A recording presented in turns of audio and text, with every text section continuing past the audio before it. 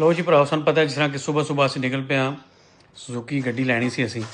Suzuki ਨੇ ਜਨਾਬ showroom ਤੇ ਪਹੁੰਚੇ ਹਾਂ, ਵਰਕਸ਼ਾਪ ਤੇ। ਉੱਥੇ ਆ ਗਿਆ, ਗੱਡੀ ਬਿਲਕੁਲ ਡੈਡ ਖਲੋਤੀ, ਕਿਉਂਕਿ ਅਸੀਂ ਇੱਥੋਂ ਰਿਪੇਅਰ ਨਹੀਂ ਕਰਵਾਉਣੀ, ਕਿਸੇ ਹੋਰ ਵਰਕਸ਼ਾਪ ਤੇ ਲੈ ਕੇ ਜਾਣੀ। ਤੇ ਖੋਰਾ ਉਹਨਾਂ ਜਾਣ ਬੁੱਝ ਕੇ ਕੀਤਾ, ਜੋ ਵੀ ਕੀਤੀ ਉਹਨੇ। ਮਕੈਨਿਕ ਉਹਨਾਂ ਦਾ ਆਇਆ, बैटरी वगैरह चेंज की। उस्ताद फहीम ने भी अपना दिमाग लड़ाया, लेकिन गड्डी स्टार्ट नहीं हुई। फिर फैसला यह होया भी असी जनाब टो चैन करके गड्डी लै जाने। पहला तो ड्राइवर को डिग्गी को ना खुलै चंगान दी, फिर जो डिग्गी खुल गई तो फिर जो अगे हुक होनी है ये असी लानी सी दूसरी गड्डी नूं, वो को ना लग्या।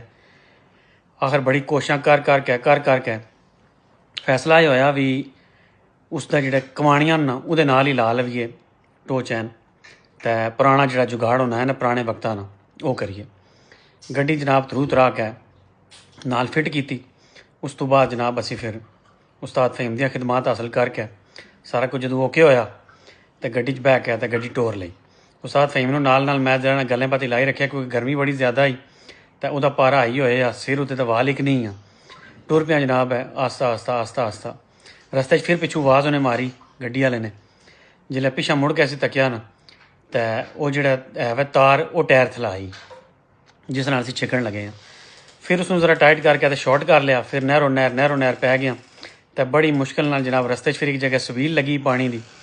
इमाम बारगाह दे बाहरों पानी पीता, मूँह तो छट्टे मारे, क्योंकि गड्डी के शीशे नहीं पे ओपन होंदे। तो फिर असीं यासर आटोस ते गड्डी नूं खलाया, अंदर गड्डी दित्ती, उन्होंने सत सलाम कीते तो निकल पिया फिर रिफ्रैशमेंट वास्ते।